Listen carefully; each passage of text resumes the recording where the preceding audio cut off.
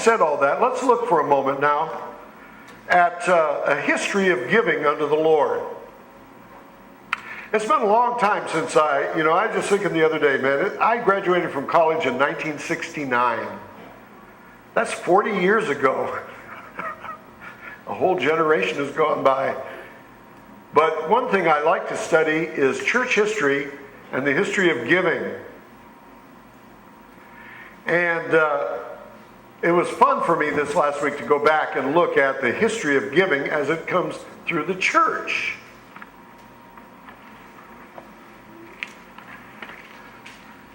You remember that in Old Testament times that it started out rather primitively. These were people of the land, and so it was very common for the Israelites, according to the Old Testament, to give 10% of their animals and of their agricultural produce to the Lord. You remember that, right? Bring the tithe into the storehouse, that there may be food in my house. The Levitical priests. And then above taking a tithe of what they produced on their farms, they gave alms to the poor. They gave the first fruits of the land to the Lord. They made vows and gave sacrificial animals to God. Later, most of that was replaced, by the way, by a monetary system. Remember when Jesus was in the temple and he was watching the people drop their coins into the offering? That's the way they did it, very much like we do now. In the New Testament, since the early church was composed primarily of poorer members of society with a few middle-class members, the early church gave each as God prospered them regularly, systematically, and worshipfully. And as near as I can tell, probably they followed the Jewish pattern of giving a tithe.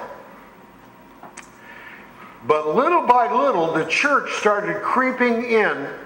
You know, it is so sad to me, if I can just go off my notes for a minute and not give the AV man a heart attack. It is so sad to me to see Christianity deliver people from bondage, only to see that within about 300 or 400 years, the church began to put bondage right back on the people.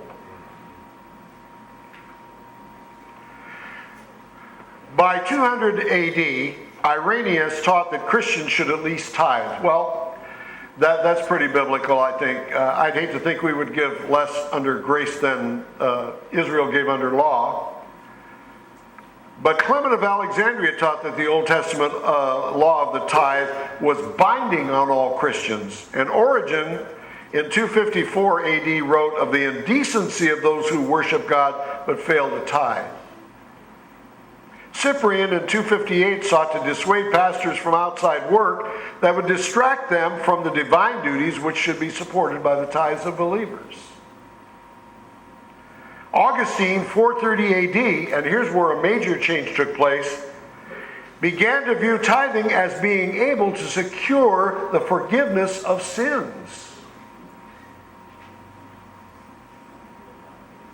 And by the end of the 4th century, salvation on merit was the primary motivation for giving to the church.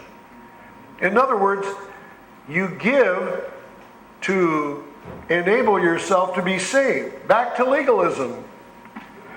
And listen to this. As early as 585 AD, tithing had become the law of the church. And by 800 AD, tithing had become the law of the state as enforced by Emperor Charlemagne. So it just closes in more and more, doesn't it, as the church is clamping down on legalism. By the 11th century, Pope Urban II was promising indulgences to everyone who would participate in the First Crusade to free Jerusalem from the Muslims. Now, what was an indulgence? Indulgence was a little piece of paper that you bought that would secure you the forgiveness of sins. I give you $10, you give me an indulgence. See? They were payments to forgive sins. By the 12th century, the Roman Catholic Church had begun to charge their members to have, listen to this, a mass said in their behalf. And they taught the people that when they said this mass, it would buy time for somebody in their family who's in purgatory. And they could, if they had enough masses said, I don't know why we don't think of these clever things. Of course, there is no such thing as purgatory, so it makes it a little hard. But they actually told them that you can pray your relatives out of purgatory. But listen to this. By the time of Pope Leo X, the church was even selling indulgences to Catholic Europe to try to pay off the enormous debt, the unimaginable debt that they put on the backs of the people incurred to build that elaborate St. Peter's Church in Rome. Just a little bit farther down the road, the church began to sell indulgences, now listen to this, to the wealthier members, which they taught could buy forgiveness for future sins. I'm going to Vegas this week, give me $100 worth of indulgences. You laugh at that, but this was dead serious to these people. They actually taught they could buy forgiveness for sins that they had not yet committed. John Tetzel coined the phrase, soon as the money in the offering plate rings, a soul from purgatory springs. After the Reformation, many of the churches started becoming what they call state churches. In Germany, it was the Lutheran Church.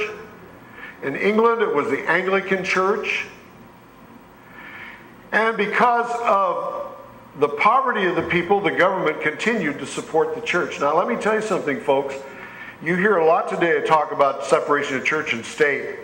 When our forefathers came over to this land and they wanted separation from church and state, they weren't saying they didn't want the, I got to get this right now, they didn't want the church telling the state,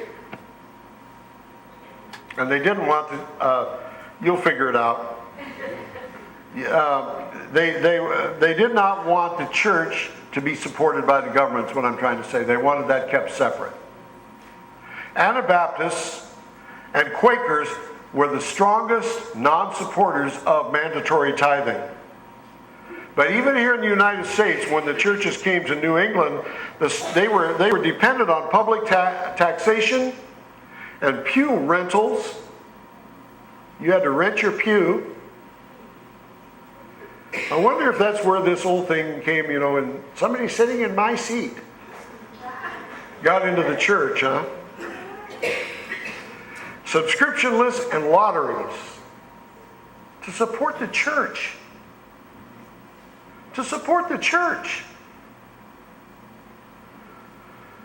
Following the Revolutionary War, voluntary support of the church again became the norm. But you know what really set the church on fire about this? When the church came back to the idea that it was our calling to reach the world for Christ. That we didn't exist just to pay for the electric bill at First Baptist Newman. Or to take care of our own little selfish needs here. Modern missions began to call the churches to give beyond the local needs of the gospel, to spread the gospel around the world. And since then, we have returned really to the concept of giving at least a tithe unto the Lord. But it was our desire to get the gospel out. Today, there are churches that resort to church pledges, where you actually ask the people to sign a paper to say that they will give so much, or raffles, or bingo games, or rummage sales.